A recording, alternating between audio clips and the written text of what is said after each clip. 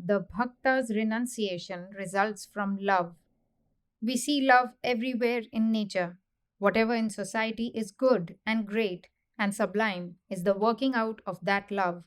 Whatever in society is very bad, nay, diabolical, is also the ill directed working out of the same emotion of love. It is this same emotion that gives us the pure and holy conjugal love between husband and wife, as well as the sort of love which goes to satisfy the lowest forms of animal passion.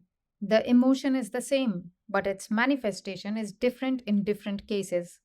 It is the same feeling of love, well or ill directed, that impels one man to do good and to give all he has to the poor, while it makes another man cut the throats of his brethren and take away all their possessions.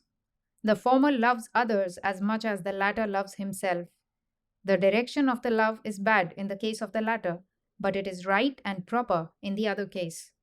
The same fire that cooks a meal for us may burn a child, and it is no fault of the fire if it does so. The difference lies in the way in which it is used. Therefore, love, the intense longing for association, the strong desire on the part of two to become one, and it may be, after all, of all to become merged in one, is being manifested everywhere in higher or lower forms as the case may be.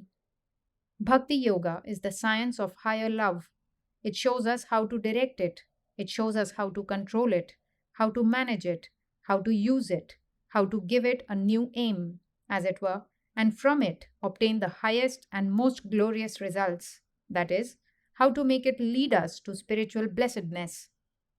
Bhakti Yoga does not say give up, it only says love, love the highest, and everything low naturally falls off from him, the object of whose love is the highest. I cannot tell anything about thee except that thou art my love. Thou art beautiful, oh, thou art beautiful. Thou art beauty itself. What is, after all, really required of us in this yoga is that our thirst after the beautiful should be directed to God. What is the beauty in the human face, in the sky, in the stars, and in the moon? It is only the partial apprehension of the real all embracing divine beauty. He shining, everything shines. It is through His light that all things shine. Take this high position of bhakti, which makes you forget at once all your little personalities. Take yourself away from all the world's little selfish clingings. Do not look upon humanity as the center of all your human and higher interests.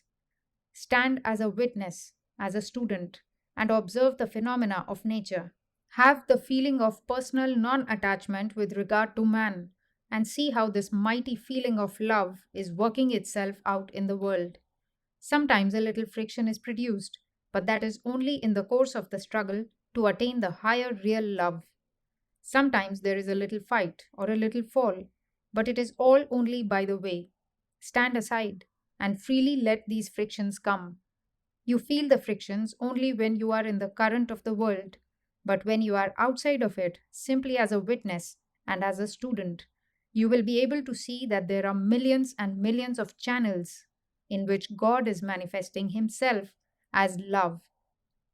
Wherever there is any bliss, even though in the most sensual of things, there is a spark of that eternal bliss which is the Lord Himself. Even in the lowest kinds of attraction, there is the germ of divine love.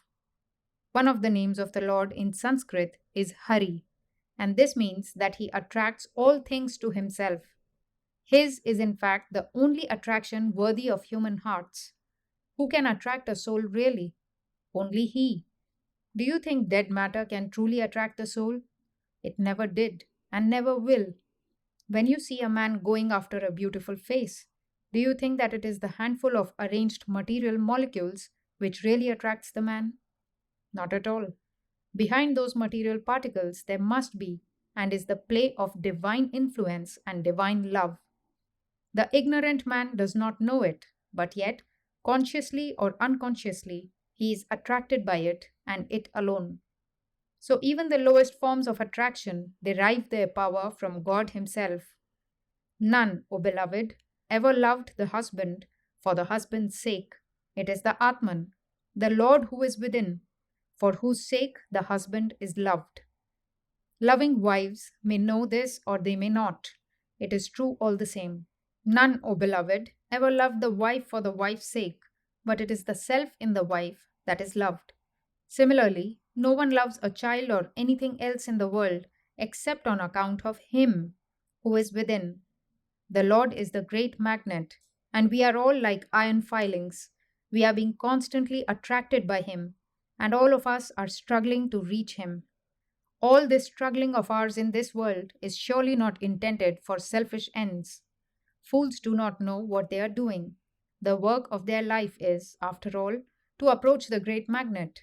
All the tremendous struggling and fighting in life is intended to make us go to Him ultimately and be one with Him.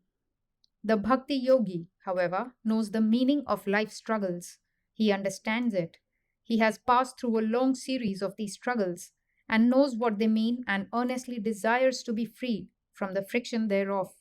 He wants to avoid the clash and go direct to the center of all attraction, the great Hari. This is the renunciation of the Bhakta. This mighty attraction in the direction of God makes all other attractions vanish for him. This mighty infinite love of God, which enters his heart, leaves no place for any other love to live there. How can it be otherwise?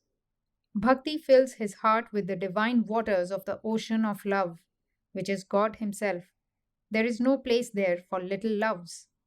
That is to say, the Bhakta's renunciation is that Vairagya or non attachment for all things that are not God, which results from Anuraga or great attachment to God.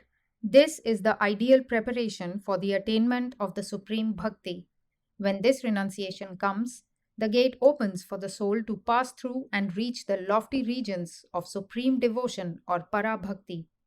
Then it is what we begin to understand what Para-Bhakti is, and the man who has entered into the inner shrine of the Para-Bhakti alone has the right to say that all forms and symbols are useless to him as aids to religious realization. He alone has attained that supreme state of love commonly called the brotherhood of man. The rest only talk. He sees no distinctions. The mighty ocean of love has entered into him, and he sees not man in man, but beholds his beloved everywhere. Through every face shines to him his Hari. The light in the sun or the moon is all his manifestation. Wherever there is beauty or sublimity, to him it is all his. Such bhaktas are still living. The world is never without them. Such, though bitten by a serpent, only say that a messenger came to them from their beloved. Such men alone have the right to talk of universal brotherhood. They feel no resentment. Their minds never react in the form of hatred or jealousy. The external, the sensuous, has vanished from them forever. How can they be angry when through their love they are always able to see the reality behind the scenes?